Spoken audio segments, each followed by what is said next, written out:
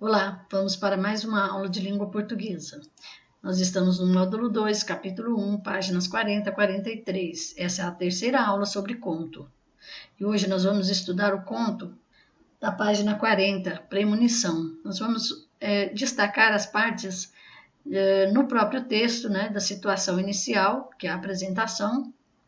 Como vocês podem ver aqui, o conflito, onde se localiza o conflito e onde se localiza o desfecho e o clímax e o desfecho, ok? Então aqui naquela noite eu estava sozinha em casa e resolvi olhar a caixa de recordações. Aqui ela tem a apresentação, né, do que está ocorrendo, né, e o local onde está ocorrendo a ação, né? Aqui em cima ela apresenta aqui dizendo que ela não era uma garota supersticiosa, mas confesso que sempre tive um medo secreto, uma ideia, né? Aqui ela está apresentando também a personagem, né? Mas a situação para o conto mesmo, para encadear o conflito, ela está aqui. É essa parte aqui. Naquela noite eu estava sozinha em casa e resolvi olhar a caixa de recordações que guardava no maleiro do guarda-roupa. Então aqui já se instaura, né? Aqui é um ponto anterior à complicação, né? A hora que ela vai mexer nessa caixa que é o problema. Então ela apresenta aqui em cima, ela apresenta assim a personagem, né? Como que ela é e tudo. E aqui nesse ponto aqui especificamente é a apresentação inicial, vamos dizer assim, do que vai ser gerar o conflito nela. Então, a gente tem que saber perceber isso no conto, porque às vezes a gente pega todo esse bloco aqui, deixa eu anotar aqui para vocês verem. A gente não pode pegar esse bloco aqui, ó, todo aqui, ó, para dizer que é a apresentação. Não é isso. Isso está errado. A apresentação é essa parte aqui, que vai apresentar a situação que vai gerar o conflito. Né? Lá no caso do bezerrinho e da vaquinha, o conto é mais curto, então já entra de sola no caso do bezerro e da vaquinha. Então a apresentação lá é muito rápida, né? Assim, muito iniciante. Na primeira e segunda linhas do conto já tem essa apresentação. Nesse aqui, não, esse aqui já tem uma diferencinha, né? Bom, aqui então está a situação inicial. E aqui tem o conflito, né? Subir os primeiros degraus, a escada balançou, inclinou-se levemente para a esquerda, depois firmou-se com um estalo. Respirei fundo e subi mais 2 degraus, sentindo um ligeiro mal-estar, mas resolvi encarar o medo de altura e não desistir facilmente. Bom, aqui ela tem um medo, né? Tem a escada que balançou, já assustou, ela tem medo de altura, então aqui já começa o conflito dela, né? Essa parte aqui já é a parte do conflito. Ok? Muito bem. A criatura pressentiu o movimento. Essa parte do conflito, a gente tem que saber o seguinte: é a partir daqui que vai gerar o clímax. Então, no texto, no conto, essas etapas, elas são muito claras. Mas, às vezes, a gente tem que treinar a nossa capacidade de analisar isso aí para poder encontrar no texto. Então, porque cada texto é de um tamanho, cada texto, né, tem uma situação que ele propõe. Nesse aqui, por exemplo, ele é de suspense, né? Então ele tem umas diferencinhas daquele conto lá que nós vimos. Bom, vamos para o clímax. Tudo aconteceu muito rápido. A criatura correu por sobre meu braço, roçando as patas nojentas em minha pele arrepiada. Aqui também está a parte muito rápido. Ó, tudo aconteceu muito rápido. Geralmente tem essas palavras assim, preparando o leitor, né? É interessante. E o clímax é quando acontece alguma coisa, né, mais emocionante. A coisa mais emocionante ocorre nesse ponto mais alto. Lembra daquele gráfico que eu coloquei? Então, O clímax é aqui. A criatura correu por sobre meu braço, quase mata ela de susto, né?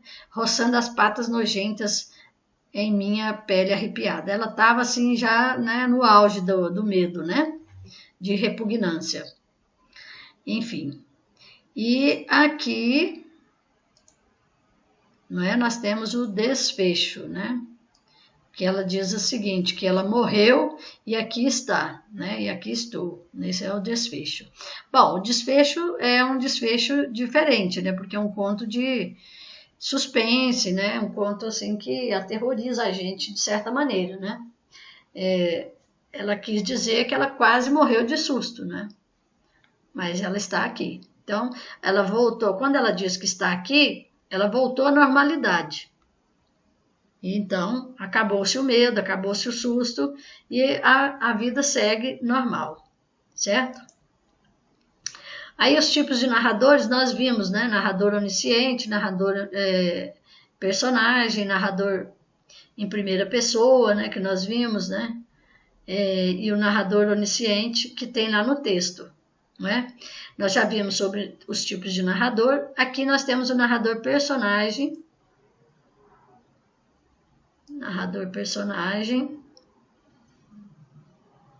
porque esse narrador fala. Deixa eu só fazer umas marcações aqui.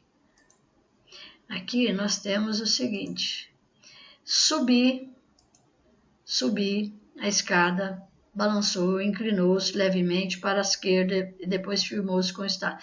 Respirei, subi de novo. Mais 2 degraus, sentindo um ligeiro mal-estar. Resolvi encarar o medo de altura e não desistir facilmente.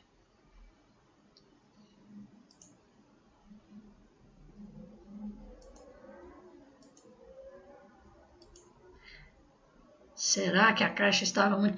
Bom, aqui nós temos a primeira pessoa, porque justamente os verbos são utilizados na primeira pessoa. Percebem aqui? E o narrador é onisciente, porque aqui nós também temos uma terceira pessoa, né? Não contava com essa agitação. Ela vê os pensamentos da barata. A criatura pressentiu o movimento e recuou para o fundo. Ela está colocando aqui uma situação que só a barata sabe, se ela recuou mesmo, se ela pressentiu. Então, ela está deduzindo que a barata pressentiu. Não contava com essa agitação. O que podia fazer diante do inesperado? Aguardou um instante. O aroma de alimento a atordoava, precisava comer. Então, aqui está sempre dirigindo a ela, terceira pessoa, né, a barata.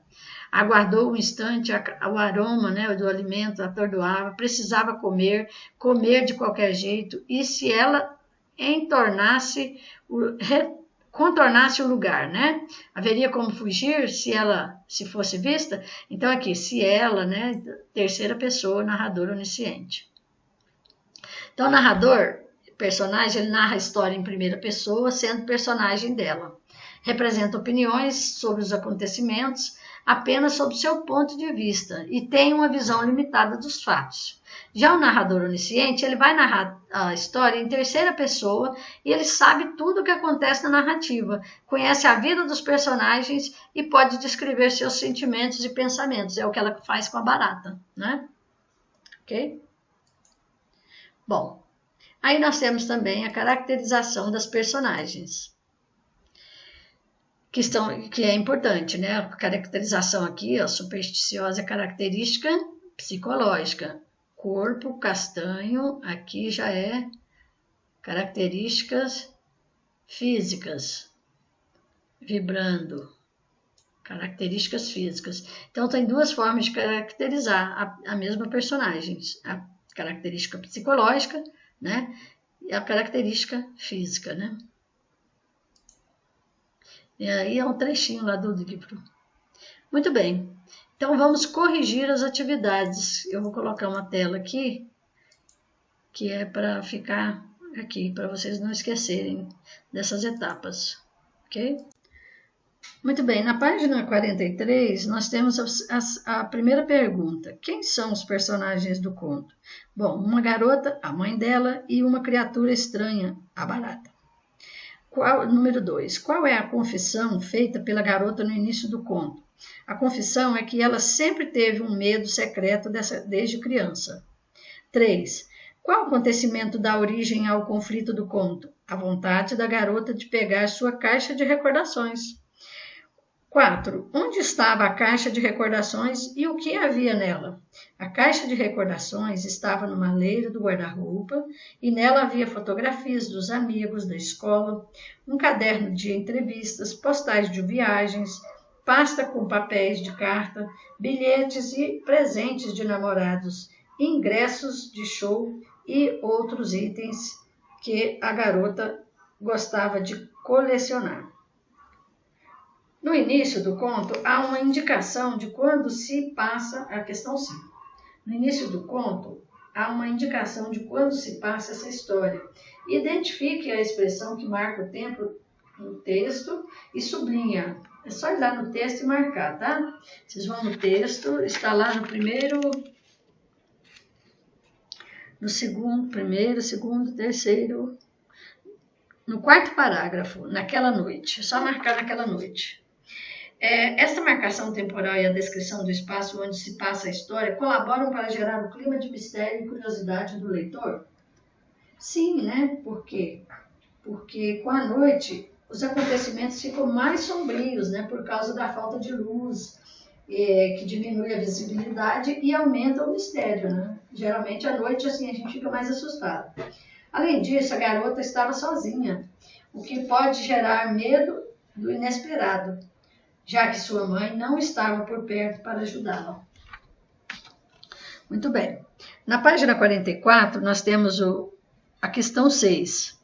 Eu vou falar rapidamente.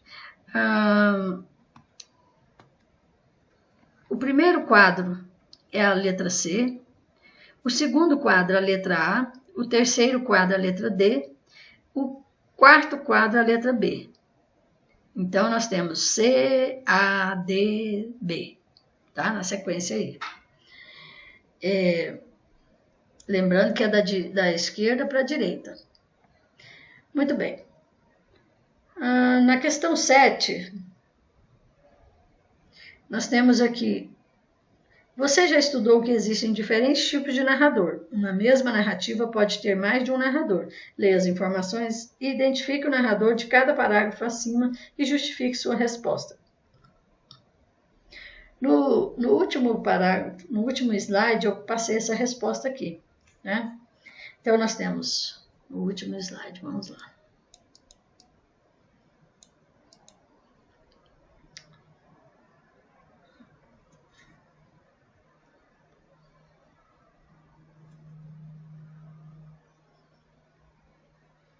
Não, não é.